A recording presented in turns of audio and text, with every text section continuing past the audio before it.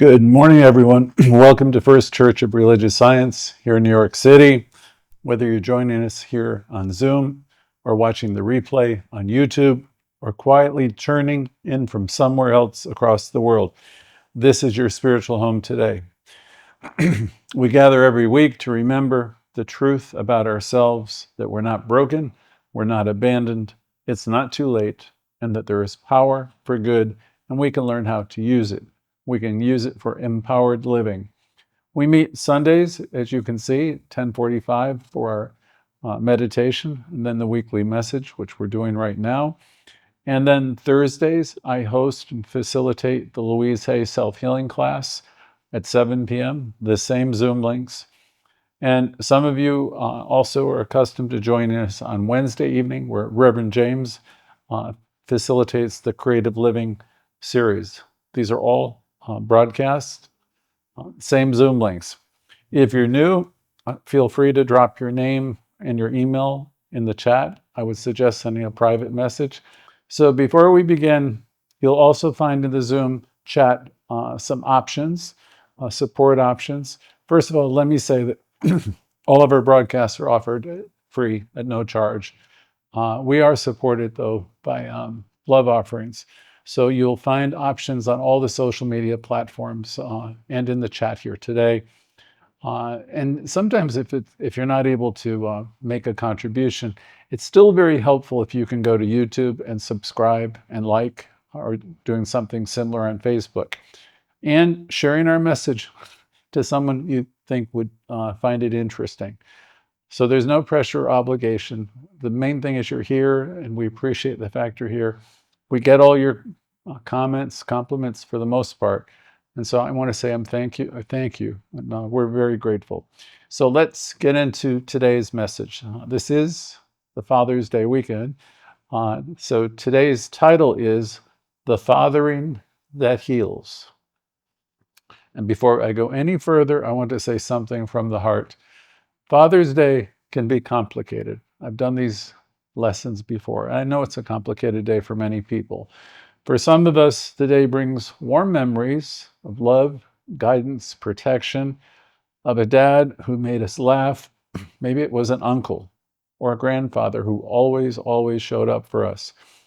Could have been an older brother, also a coach, a teacher, or a mentor who believed in us when we didn't really totally believe in ourselves.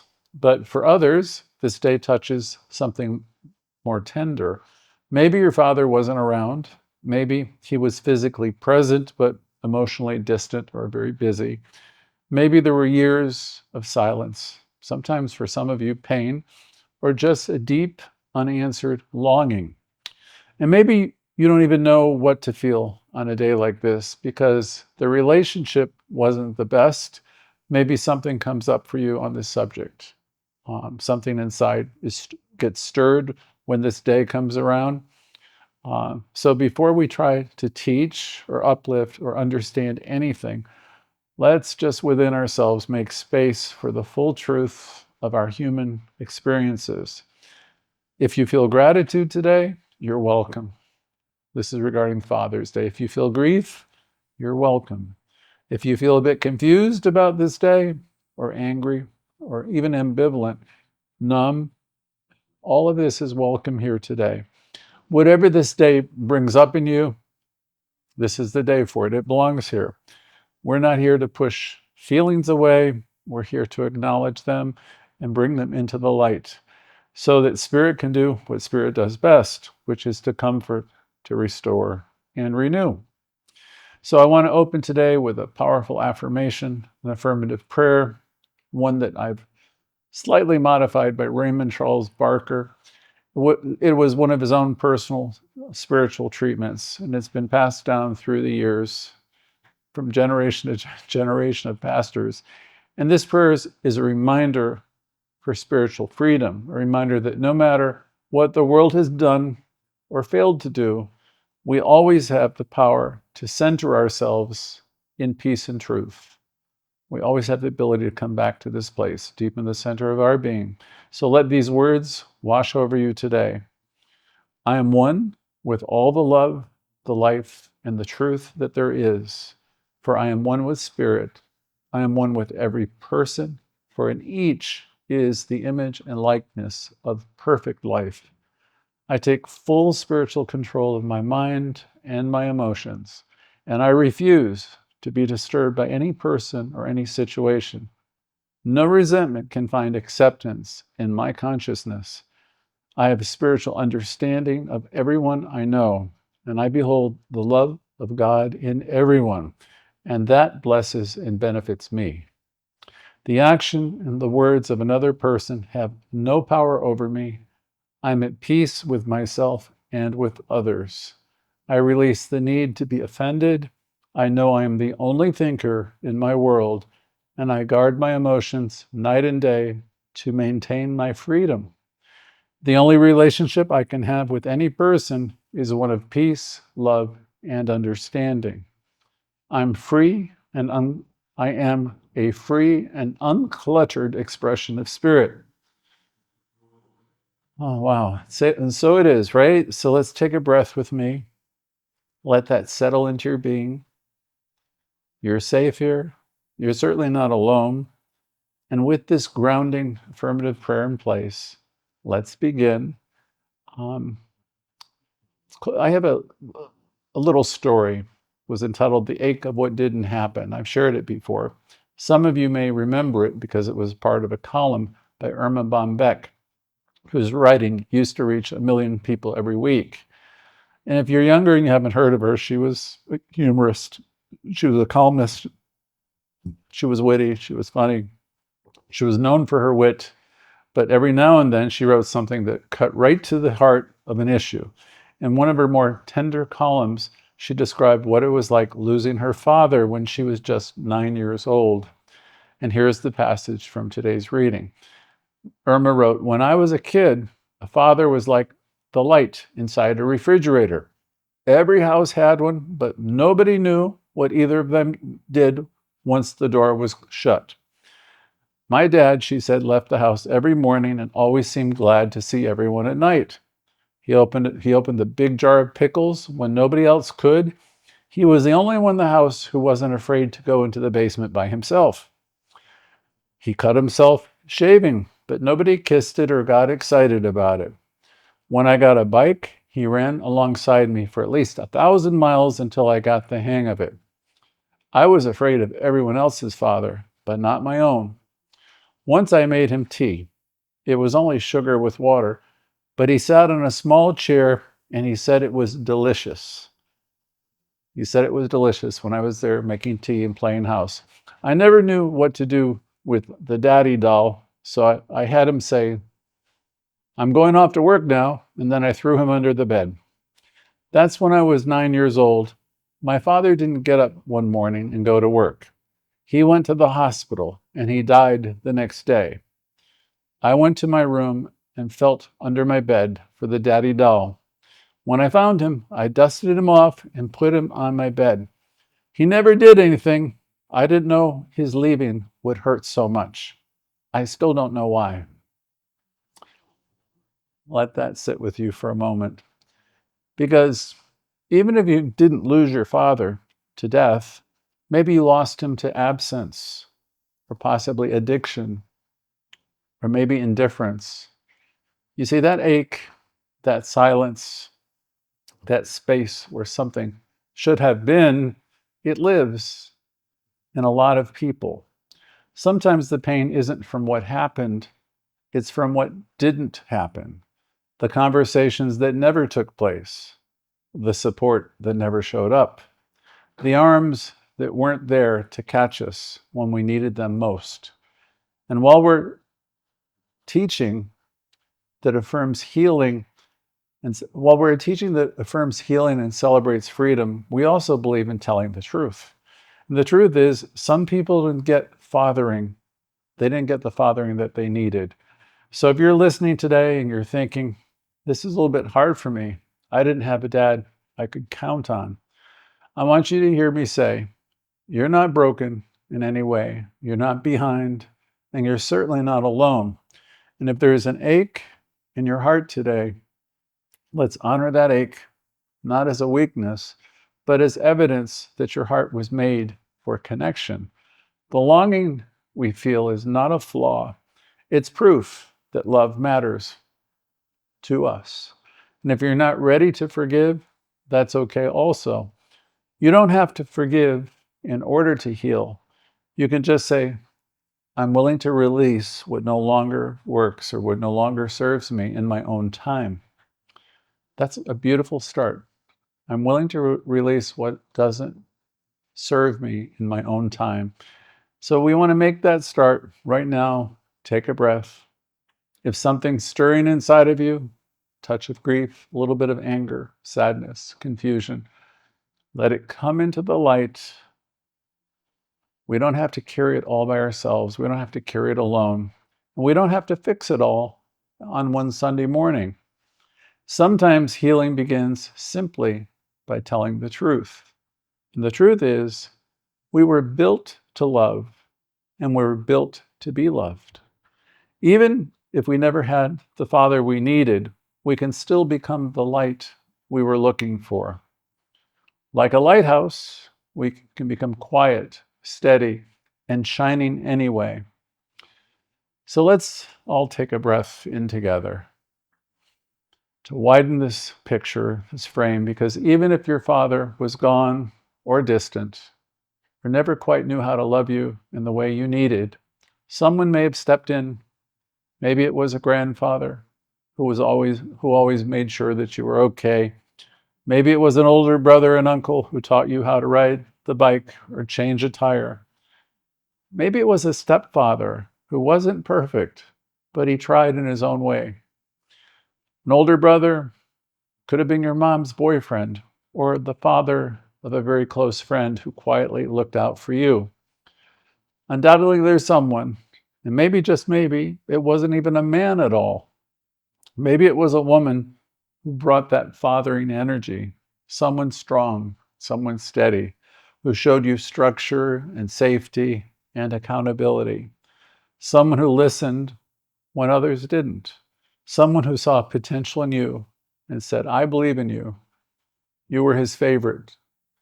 We don't always get the love we want from the person we expect, but life is very interesting. It has a mysterious way of still delivering what we need. So if you're listening to this and thinking, there were people who helped me, there actually were, maybe not in big dramatic ways, but they showed up. So I invite you now to think of them and honor them a little, because fathering isn't really about the title. It's about someone's presence. It's about a sense of protection. It's about someone who's giving you encouragement of one kind or another. It's also about helping someone feel strong even when they feel small. And sometimes that presence only lasts for a short season. But whatever it was, it mattered. It was significant. So bring that person to mind. If someone ever stood beside you and helped you find your footing, even for a moment, bring them to mind and bless them now. You don't need a perfect story. You don't need the traditional picture. You just need the willingness to say, someone showed up for me. In many of our lives, it'd be several people, more than just our dads. It'd be a few people. And if this person is still in your life, send them a note, call them, thank them. And if they're no longer here, say a quiet thank you in your heart as you think of them now. Because that kind of presence, that fathering energy, it lives on in you right now. And if you feel called, you can repeat after me. I carry the strength of those that loved me. Their light lives in me. I can think of my father. I carry the strength of those who loved me. Their light lives in me. And then you could even say, I carry the light or the strength of those who love me, the light that lives within me, and I choose to pass that on to others. I'm always repeating my father's words to the audience because he had some really incredible things to say. But that's what we want to do. We want to remember these people. Doesn't matter if there's one or there's three or three of them. Again, I carry the strength of those who love me. Their light lives in me, and I choose to pass it on. I have another story. I remember the story for today's lesson. Um, it comes from Homer's Odyssey, and I can't even believe that I remembered it, but my brain remembers it when it comes to this holiday. Most of us don't remember it because we either skimmed over it in high school or maybe we had to read it in college. But I went back and I looked it up for this lesson because there's one part in it, in the story, I thought would be important to add. In the beginning of the Odyssey, there's a young man, if I can say his name, Telemachus. Close enough, Telemachus. And he's the son of Odysseus, the great warrior. And Odysseus has been gone forever, many, many, many years. He's lost at sea, or he's presumed dead, but nobody's seen him for a long time. And Telemachus has grown up without his father. And he's stuck. He's in a very confused place. He's insecure. And he doesn't quite know who he is or how to take his place in the world. He hasn't had that guidance that we're talking about. Then something happens. Think of spirit. A wise and divine presence enters the story. And he doesn't know who, it's a female, he doesn't know who she is or who she was. She was the goddess of wisdom. She doesn't tell Telemachus what to feel. She doesn't try to make up for everything he didn't get from not having his father. She simply gave him one piece of guidance, and it was this: go find your father. So now let's pause right here in this talk, because this isn't just a story about a boy and a missing man. This is a metaphor, a spiritual truth hidden in a myth. Athena wasn't just saying, go look for a man named Odysseus. She's saying, go seek your identity. And that's something we do here every week when we say, I'm an inlet and outlet of this spiritual activity. Athena is representing spirit, is saying, go seek your identity. Go remember who you are. Go awaken to the power that lives inside of you. The reason I always remember this story is because the story, or the father in this story, represents consciousness. The father represents maturity, vision, strength, inner alignment. And the call to find him is really the call to grow into your whole self. And here's the beautiful part. Telemachus doesn't begin his journey because he feels ready. He begins it because something wiser than him whispers, it's time. And in that story, it was the inner wisdom represented by Athena saying, it's time. And maybe that's where some of us are today on the call.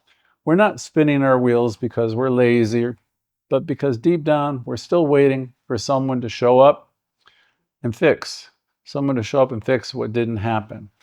Some of us are circling the old stories round and round, thinking healing will come from the past or from changing the past. But maybe healing begins with that quiet inner knowing that says, it's time to stop waiting. It's time to step into my own life. It's time to call my power back, because spirit is already within you, whispering, rise, move, become.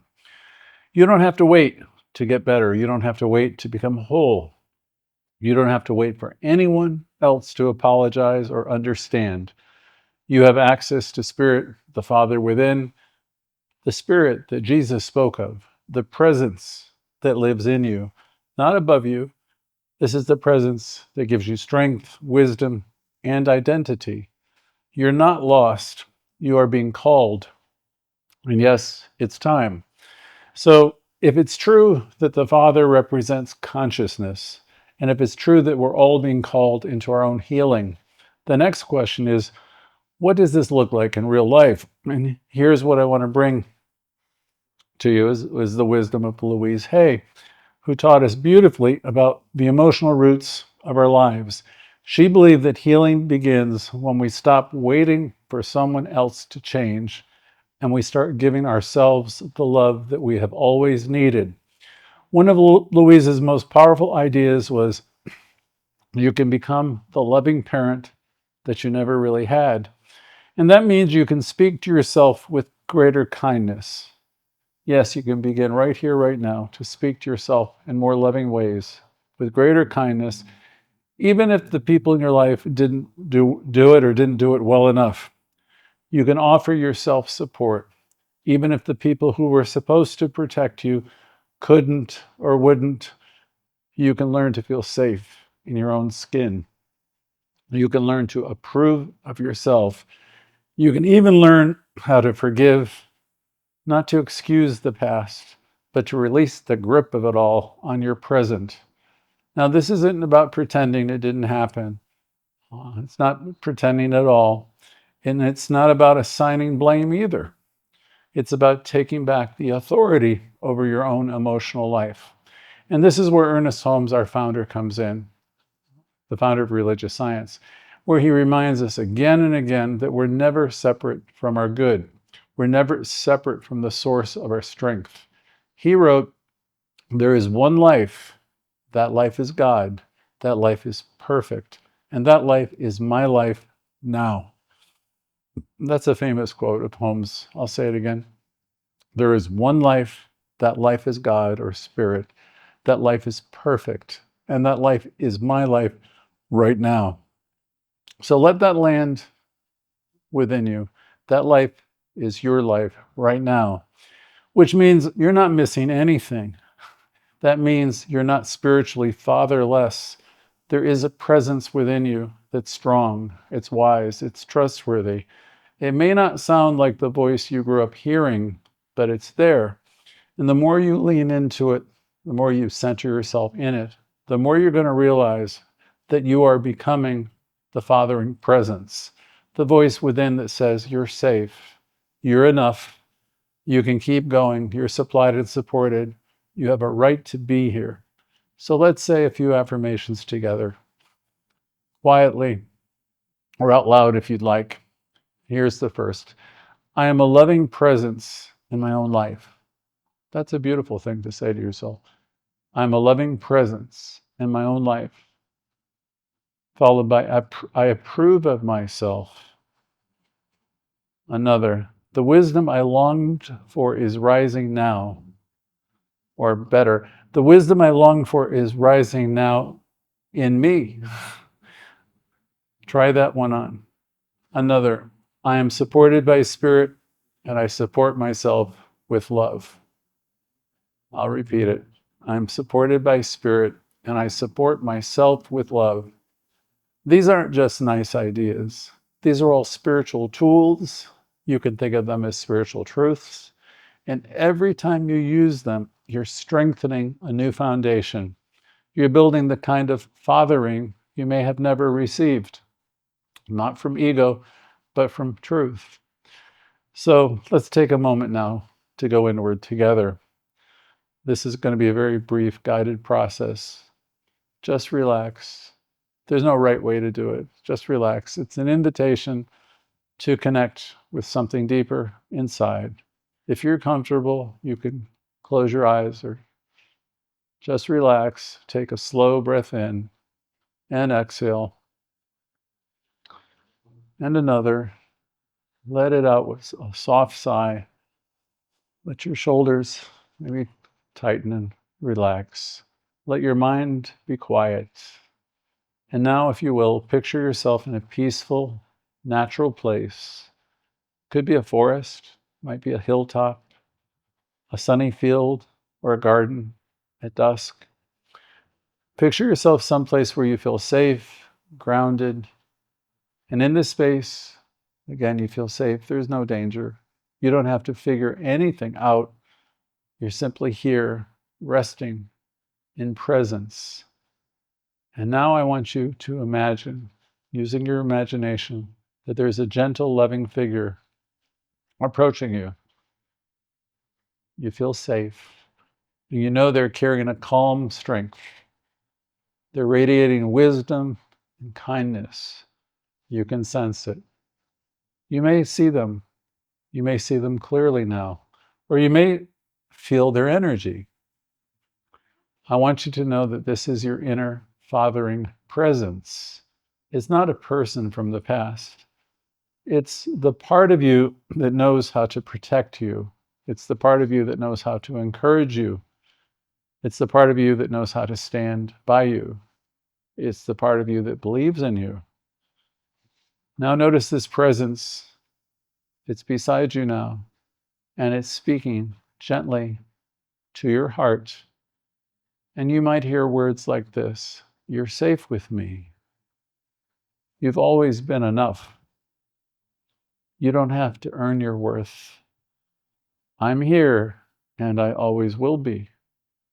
Let those words settle in. Let them fill the space where the old fears used to live.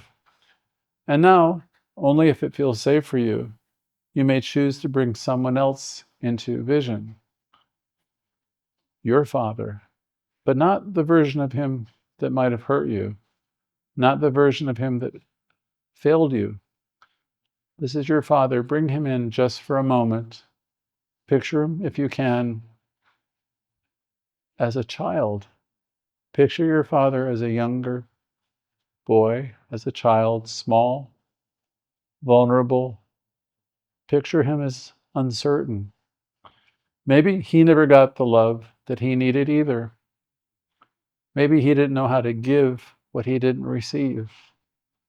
If it feels right, imagine placing him gently in your heart, not to excuse anything, but to free yourself of the weight of all the old stories. You might simply say to him, I release you now. I bless you. I set myself free. I set you free. And now, return your attention to your breath. Feel your feet in your chair on the floor.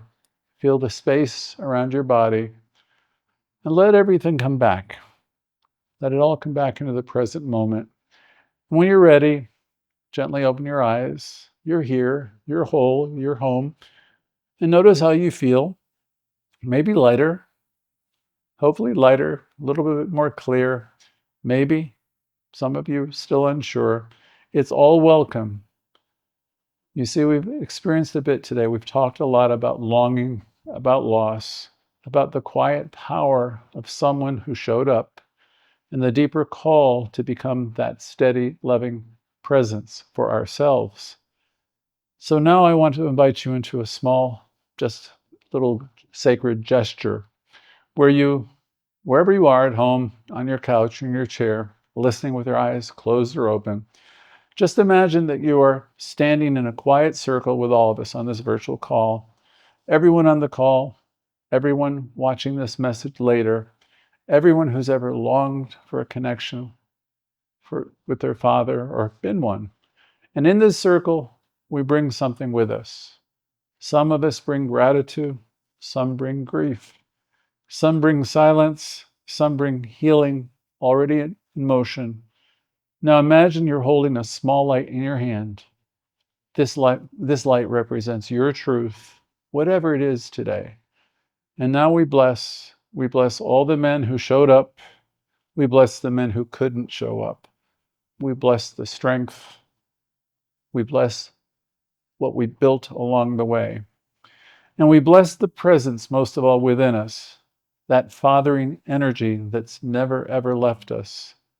If there's someone you still need to forgive, you don't have to force it. Here's the suggestion: just be a little willing.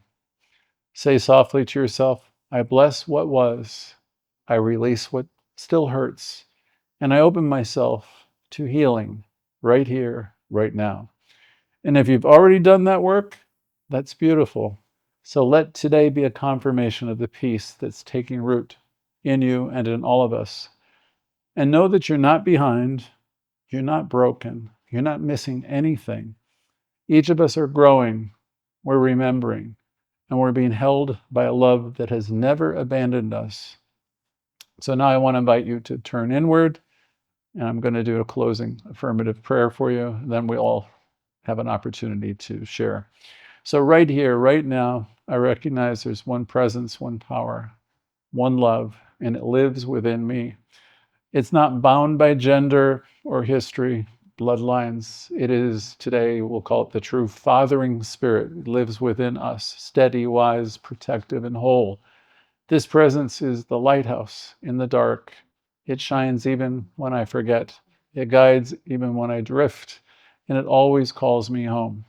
Today I speak a word, the word release. I let go of the old stories that kept me small. I bless the people who could show up and could not show up. I forgive where I'm willing. And I trust that the rest of it will unfold in perfect time. I affirm now the fathering that heals is already within me. It steadies me, it strengthens me, it reminds me of who I really am. I'm loved, I'm guided, I'm free. I give thanks for this teaching. I give thanks for this wonderful community and this sacred moment. And I release this word into the law, knowing it's done, knowing it's heard, knowing it's good, and so it is. Let's open the space for those of you who feel moved to share something in our Zoom call, because the cameras are going to be on you all in a minute. Share something if you want to reflect in your own quiet way. You might ask yourself, who fathered me in spirit, even if it wasn't in name? Who believed in me when I didn't believe in myself? What words did I always long to hear? And how can I speak them to myself now? These questions aren't just for today. They're for the rest of our lives. And maybe this message stirred something in some of you today. Maybe it was grief, gratitude, or there could have been a little resistance. Whatever came to the surface, let it be seen. Let it be honored, because this moment is part of your healing. So I look forward to hearing all your comments. Thank you.